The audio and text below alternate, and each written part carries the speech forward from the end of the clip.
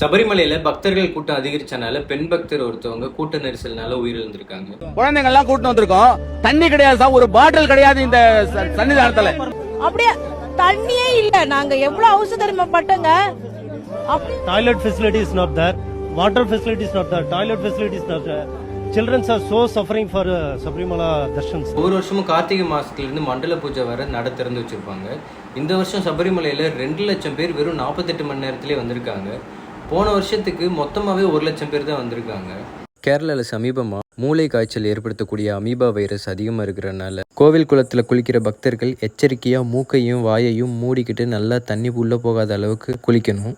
ஈரத்துணியையும் நல்லா உதறிட்டு பயன்படுத்தணும். ஏற்கனவே 30க்கும் மேற்பட்ட உயிரிழப்புகள் இந்த அமீபா காய்ச்சல்னால ஏற்பட்டிருக்கு. நீங்களோ உங்கள் குடும்பத்திலேயோ இல்லை உங்கள் நண்பர்களோ சபரிமலைக்கு போகிறதா இருந்தால் தேவஸ்தானத்திலேருந்து தகவல் மையங்களோட கான்டாக்ட் நம்பர் கொடுத்துருக்காங்க. அதை நான் இங்கே போடுறேன். அதை உங்களுக்கு ஷேர் பண்ணுங்கள்.